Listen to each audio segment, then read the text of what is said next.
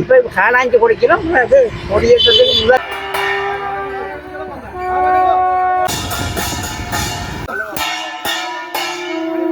மரபானது வீர செங்குந்த மரபிலிருந்து வந்து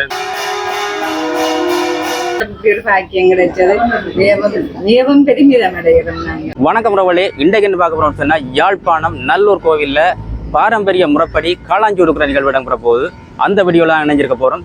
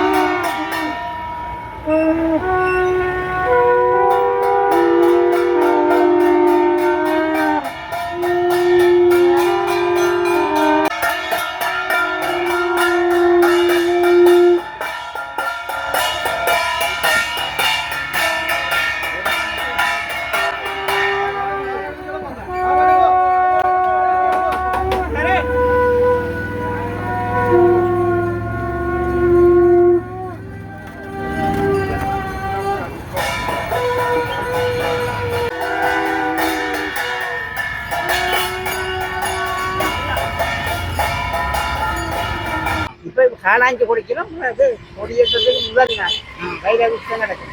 இங்க இருந்து ஒரு தேர்ல கொடிக்கீழ ஒண்ணு செஞ்சு நல்லூர் ஒரு ஆள் இந்த தர்ம குலசம் பாரம்பரிய காலம் பிடிச்சு நடக்குது பழமையா. அது நீண்ட காலம் வலுவண்டு சொல்லிடுறாங்க. உங்களோட தலைமுறைகளுக்கு முதல் இருந்தே போடுவாங்க. அப்பா நல்லூர் மட்டும் நானே நல்லூர் நின்றேன். இப்போ வயது குணத்தில் போட்டு அங்கே நின்று பிடிக்கிறாங்க. இதெல்லாம் மாற்றலாம் நின்று பிடிக்கிறாங்க. அந்த ஆயிரக்கணக்கான மாறாது.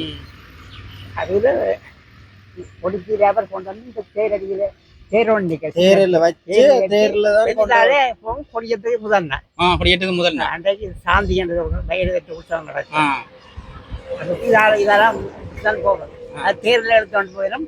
இப்ப அதுக்கு ஆயிடுச்சுன்னா அந்த உபகாரத்துக்கு இதை காலாஞ்சி கொடுத்து நோட்டீஸ் கொடுத்துட்டு போயிடும். சரி சரி, நன்றி.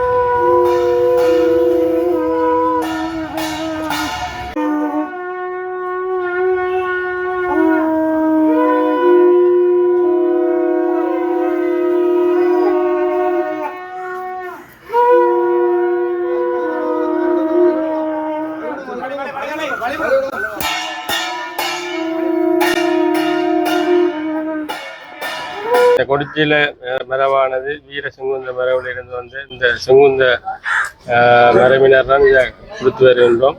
நல்லூர் ஆலயம் துவங்கப்பட்டதிலிருந்து எங்களுடைய இப்போ 4 தலைமுறையாக நாங்கள்லாம் கொடுத்து வருகின்றோம். சிவஞான முதலியார் பரம்பரை என்று தான் கொடுத்து வருகின்றோம். இப்போ அப்பா கொடுத்து இப்போ நான் கொடுக்குறேன். இது நாங்கள் பெரிய பெருமையாக தான் நிற்கிறோம். இது முருகனுடைய அருள் என்று தான் சொல்ல வேண்டும். ஏனென்னா இந்த பாக்கியம் எல்லாரும் கிடைக்காது என்று இந்த எங்களுக்கு இந்த உற்சவம் துவங்க போன்னு சொல்லி இப்போ கொடியேற்றம் என்றதை எங்களுக்கு குருகலையா சொல்லியிருக்கிறார்.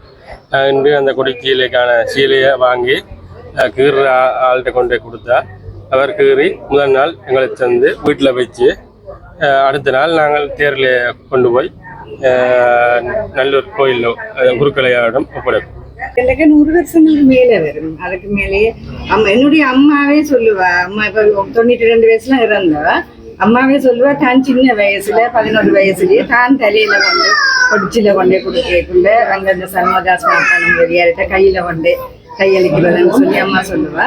பிறகு அம்மாவுடைய தந்தையார் தேர் ஒன்றை உருவாக்கி மடம் ஒன்று வச்சு அந்த மடத்திலிருந்து தேரில் எடுத்து கொண்டு போகணும். எனது தாயாரின் தகப்பனார் தான் அந்த தேரை செய்து அந்த மடத்துல வேல்முருகன் ஆலயத்துல அந்த தேரை விட்டு அதுல குடிச்சிலே வச்சு ஊரவர்கள் இழுத்து கொண்டு போகிறத செய்வது. இப்பொழுது எனது தாயார் இல்லாதபடி எனது சகோதரன் மகன் இப்பொழுது செய்வாங்க. மகிழ்ச்சி அடைகிறீங்களா? நாங்கள் எங்களுக்கு இப்படி ஒரு பாக்கியம் கிடைச்சது மிகவும் சந்தோஷம். பிரசித்தி பெற்ற கோயில் ஒரு கோயில்ல எங்களுக்கு இப்படி ஒரு பாக்கியம் கிடைச்சது மிகவும் பெருமிதம் அடைகிறோம் நாங்கள். நன்றி.